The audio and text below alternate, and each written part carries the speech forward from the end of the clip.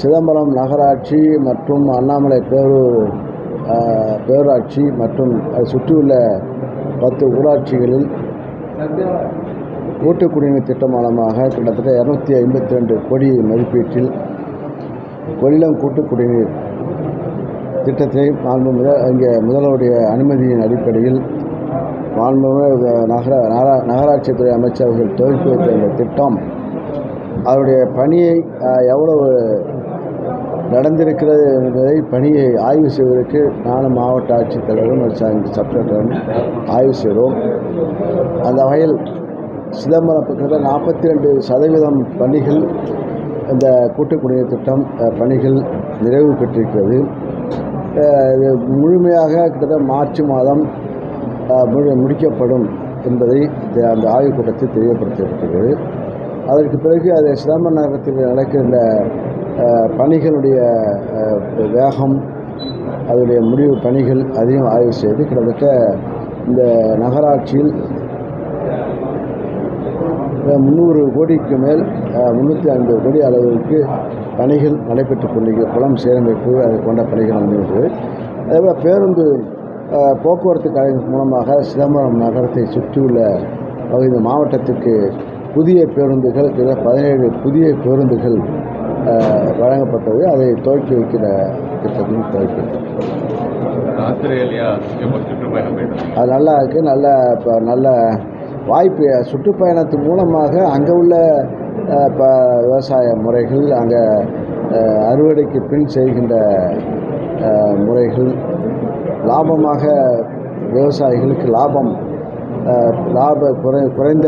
குறைந்த செலவில் பயிர் செய்கின்ற முறைகள், இயந்திரமயமாக்குதல், இதை பற்றிய கருத்துக்களை அங்குள்ள பல்கலைக்கழகத்துடன் பேசி அதை முதல்வர் அனுமதி பெற்று அதை தொடர்ச்சியாக நிறைவேற்றக்கூடிய வாய்ப்பு கிடைத்திருக்கிறது. புதிய முயற்சிகள் இன்னும் கடந்த காலங்களில் மம்டி ஏறு ஓட்டுறது, மாடை வச்சு மனுஷன் வச்சு ஏறு ஓட்டோம். இப்போ மனித சக்தியும் கூடுதலாக செலவாகின்றது. இயந்திரமும் அந்த பழைய முறை ஓட்டு செய்வதற்கு விவசாயத்திற்கும் தகுதியான ஆற்றலும் கிடைக்கவில்லை. அதனால் இப்போ இயந்திரமயமாக்க நோக்கி நாம் செல்ல வேண்டும்.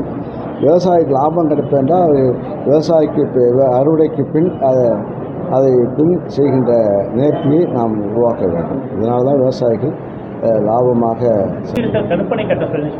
தடுப்பணை கட்டுவதற்கு இப்போ 100 கோடி ரூபாய் ஒதுக்கீடு செய்யப்பட்டு இப்போ புளியங்குடி அருகில் தடுப்பணை இல்லை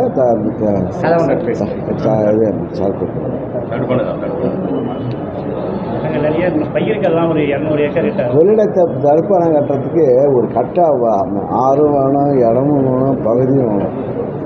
புரியுதா? தடுப்பணை கட்டினா சுற்றி உள்ள நிலம் தேங்குகின்ற சக்தியும் வேணும். குறுகலான இடத்துல தடுப்பணை கட்ட முடியாது.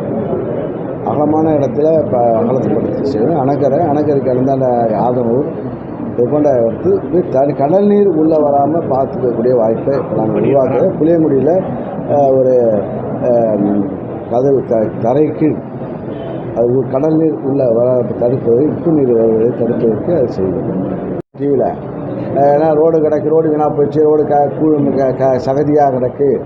என்னென்னா இப்போ ஏன்னா நம்ம அவசரப்படுவோம் இல்லை எல்லாத்தையும். அதெல்லாம் மக்கள் அவசரப்பட்டது என்னென்ன பிரச்சனை மார்ச் மாதத்தில் முடிக்கிறது. குழி நோண்டி மண்ணை போட்டு ரோடாகணும்.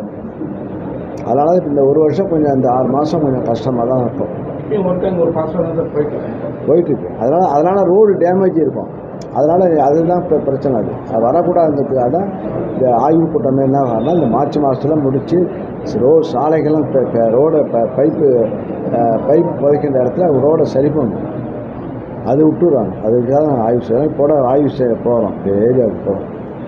இப்போ பைப் லைன் போட்டது புதிய பேருந்துகளை அது நடந்துருக்கு. அதையும் இப்போ ஆய்வு செய்யணும். 10% மேலே நடக்கிற சார். அப்படியே தான் சார். அப்படியே சார் நிற்கும் சார். நாங்கள் பேர் பார்த்தோம் 10% தான் நடந்துருக்கு சார். அதில் சில பிரச்சனைகள் அதையும் பேசிட்டு